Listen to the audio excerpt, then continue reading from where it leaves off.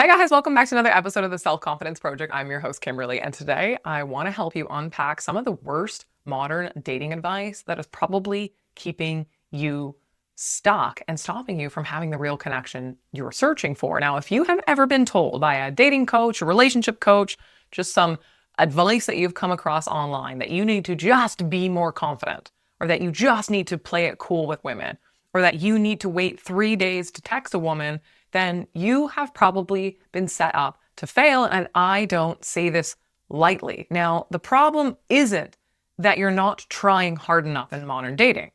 It's that you've been taught a lot of the wrong bits of dating advice. And if you are honestly tired of feeling like you are doing everything right, but women and connections just keep slipping away from you, then this is a video you absolutely want to stay tuned for. Now, I'm going to be unpacking 5 harmful dating advice myths that you have probably heard and are maybe even trying to apply to modern dating. Now, before I dive in, if you're brand new to this channel, welcome aboard. My name is Kimberly Hale. I'm a men's dating and relationship coach, and we talk all things life and dating and navigating modern dating and also forming genuine, loving connections. Now, the first myth that I want to unpack for you guys is just be confident, or confidence is everything. Now, we've heard this a lot, probably in every single self-help book you've ever come across, because this myth was popularized through pop culture. It was popularized through pickup artist circles. And even corporate motivational speakers will tell you that confidence is everything. You just need to do things with confidence. And so confidence has become this golden trait. And it's this one-size-fits-all answer to success with women. But this is what you weren't told. And that's confidence without self-awareness is just a bunch of noise. Now, why this can be harmful, guys, is that if you're trying to perform confidence, right? You're trying to act confident, then it honestly comes across as arrogance or over-talking, or even being emotionally shut down. And women just simply don't feel safe around that kind of energy, because real connection requires you to be a lot more present. It requires things like humility and empathy, not bravado. So let me give you an example here, okay?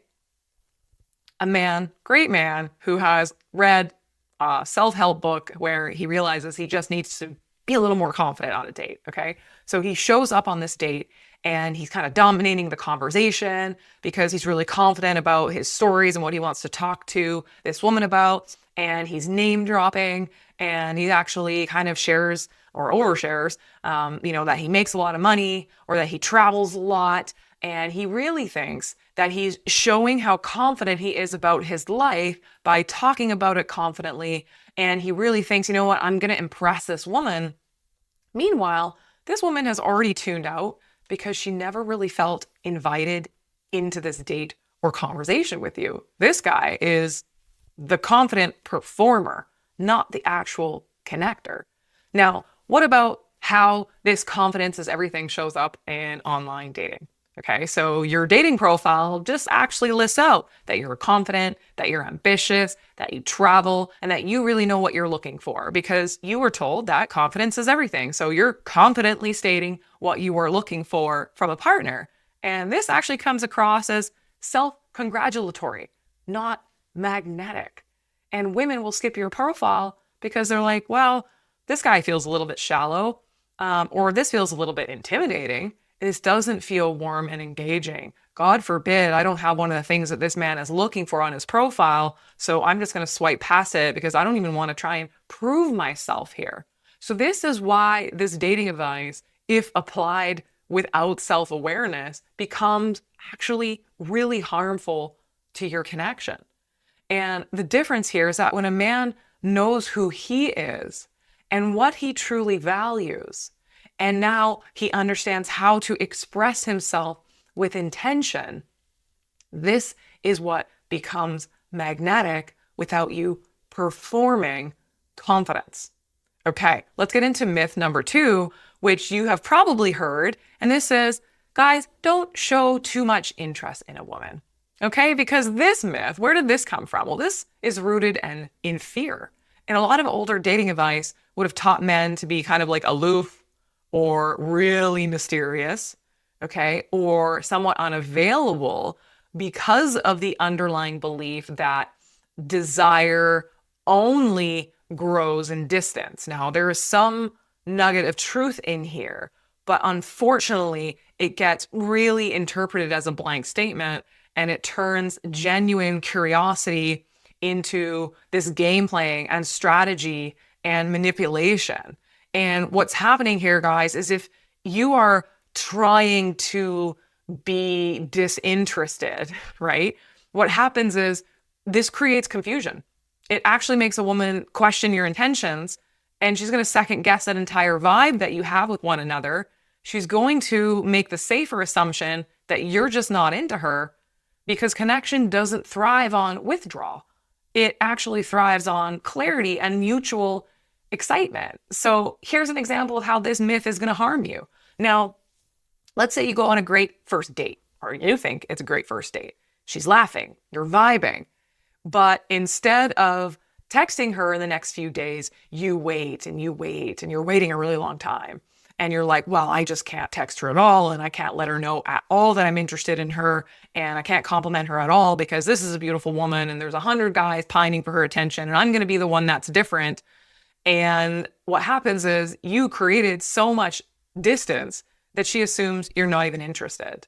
And then by the time you do reach out, well, the spark has completely faded away. You ultimately lost your chance because you didn't show any ounce of vulnerability. You didn't show any ounce of, I'm excited to meet you. I can't wait to get together again. You were just super, super flat, thinking that you needed to almost disappear in order to be successful with this woman. And what happens is if you show up on a date and you flirt and you show up with charm, but then you never really make a move, you never really ask her out, or you never really compliment her, then she's going to think, well, this guy's either playing games or he's just simply emotionally unavailable. And either way, this woman is walking away from the connection. Because the truth here, guys, is that attraction isn't about hiding how you feel. It's about pacing and present.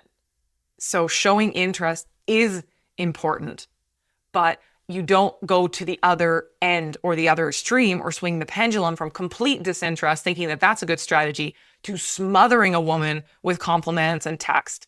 Because again, that is not a good, it's just not how connection builds. When you're smothering somebody, attraction isn't about hiding how you feel. You do share how you feel. You do share that you're excited. You do share that you're nervous. You do share that you want to get together again. You do share that you feel like a kid when you're talking to her. You do share that she's absolutely stunning and beautiful and that her mind is just fascinating to you and that the story of her life is intriguing you so much that she's, the first woman you've met that you just have this amazing connection with. She needs to hear that, but you need to pace that out. Right? You don't hold it back completely and you don't smother her with it either, because attraction builds with good pacing and it builds with presence. Okay. Now, the third myth that you've all for sure heard, and I've heard most all my clients say that they have heard this somewhere in a book, on a podcast, which is you need to wait 3 days to text a woman back. And I don't know, but this rule seemed to be invented in the early 2000s to avoid you appearing desperate. And it was supposed to create suspense. But we're in the era of instant messaging and we all have pretty damn short attention spans. So waiting 3 days to text is actually very counterproductive. And the reason it's harmful is because people are busy these days and momentum matters when you've had a good date. So if you wait 3 days, it actually makes you forgettable or it makes you seem kind of flaky. And worse, it can turn something that was really natural into a strategy, and women can feel that energy. So if you had a great conversation with a beautiful woman at a networking event or a party, you exchange numbers, but you follow this outdated rule and you go dark for 3 days, well, this woman is just going to assume that you were into her and she's going to lose interest because every single person is walking around with one of these. And if you don't have 30 seconds to send her a quick note in 3 days, she's going to think that you just aren't that into her. And this is a thing, right? You go on a first fun date and you think, okay, well, I'm going to wait these 3 days now after date number 1 because I don't want to seem needy. Meanwhile, this woman had a really great time. She was anticipating waiting to hear from you and never did for 3 days. And so she changed her feelings about you because she was also fearing a rejection too. So by this time, she's trying to distance herself because she feels there's a perceived hurt coming. And this is why waiting 3 days to text is kind of crap advice. It's too much time and very, in fact, counterproductive. Now, obviously, timely communication is important and it shows emotional maturity. So if you are into a woman and you had a great date, you don't need to text her 4 more times that evening and then straight away the next morning, because again, you get into this other territory. But if you're into a woman, you think she's beautiful, you had a fantastic connection, say it. If you had a good time, let a woman know that is attractive. That's self-awareness and confidence to say, I had a good time. There was a great feeling here. I know that I can let you know this. I don't need to be booking the next date immediately or texting you 4 times the next morning. And I certainly don't need to just disappear into the ether for 3 days. I am a mature man that can have timely communication without needing or having anxiety that the next date or next thing needs to be locked down immediately. There can be this little bit of mystery that happens with timely messaging. And this is the sweet spot, guys, not going dark for 3 days or smothering a woman, which leads me into myth number 4, that you guys need to be the alpha man. Oh my God, this alpha man concept comes from outdated animal dominance theories. And it actually then just got quickly scooped up and hijacked by this red pill influencer community and other dating coaches that promote control over connection. You want to go learn how to control women? This channel is not for you. You want to learn how to connect genuinely with women so you can have a loving, intimate, deep, satisfying relationship? Then this channel is for you. Now, why is it harmful to be the alpha guy, right? Well, this alpha mindset is often leading to a lot of rigidity in dating. It leads to obviously emotional unavailability, and it's all about dominance-based behavior. And yeah, women want men to be natural leaders, but they don't want you to be a tyrant, right? This is not about control. They want your presence. They want to know that you trust yourself to make decisions, not that you're posturing, right? So if you're thinking, okay, well, I want to be a man that is more of a leader, okay? And you think that being a leader means that you have to make all the plans, talk over her, avoid any vulnerability because you think being soft is being weak, then a woman is going to feel steamrolled, not pursued by you. She's going to go, like, this guy has no capacity to have any of my influence or thoughts or feelings here, and I'm not going to feel courted by this man at all. And so here, second example is, okay, you think that, this is my last video where I talked about how stoicism might actually be, or your definition of stoicism might be self-sabotaging your relationships. If you think, okay, I gotta be alpha, which means I need to be really stoic because this makes me manly and I need to perform manliness because I'm just not comfortable in my existing masculinity, then you might be avoiding eye contact with women, or you're minimizing your emotions, or you're like really like holding this frame like you're at war, right? Then this woman is going to walk away because there's no relational energy. And the truth here, guys, is that true mature masculine energy is rooted, it's open, it's relational, it is leadership that has a calm strength. It is not about control or fear-based dominance. That is tyrannical. That is not true leadership. And the last myth that so many of us have heard is that these nice boys, these nice men, these nice guys always finish last. And this is a myth that comes from the frustration of men who have felt overlooked for many, many years. And often nice guys it has nothing to do with niceness or kindness.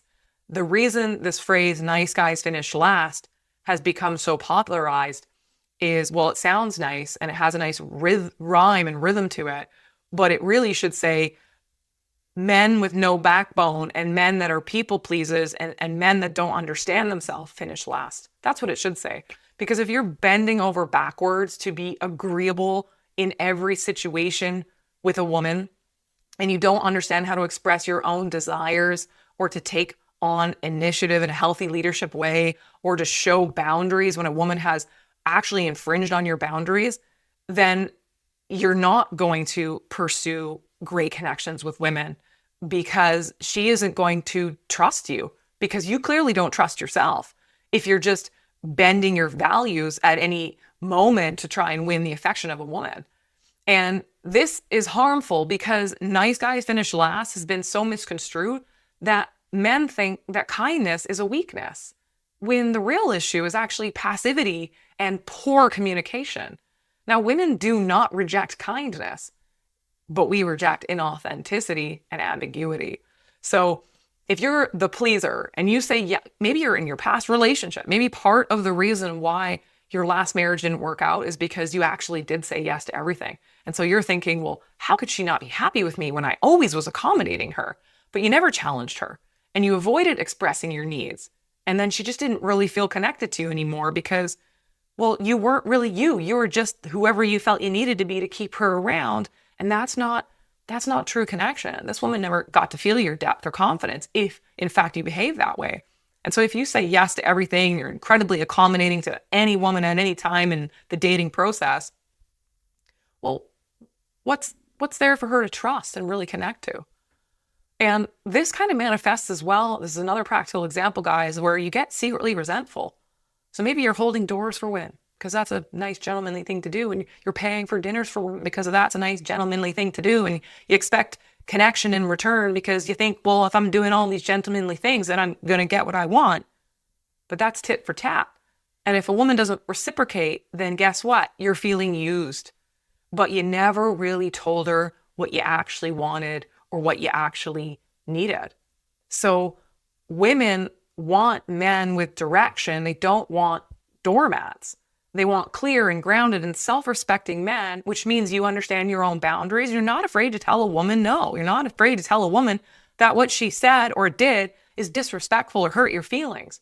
Women do need micro corrections from great men that have strong values, because clear, grounded, and self-respecting men do not finish last with women. Those men create real intimacy. So these myths are harmful for the reasons I've mentioned. And if you saw yourself in any of these myths, well, you are in fact not alone, because a lot of men and women out there dating have internalized these myths. And it really is ruining and sabotaging your chances of a real connection. But here's the good news. All of this stuff is unlearnable and relearnable. And you don't need to change who you are, but you may need to unlearn some of the myths or what are called self-limiting beliefs that you have, and start leading in modern dating with a lot more clarity and self-awareness and grounded presence. And I talk very deeply with my clients about how this specifically can show up for you. So thank you so much for tuning in. I'd love to hear your comments. Which myth do you believe, or which one has caused the most problems in modern dating? Which myth do you wish you could squash? How do you want to redefine these things?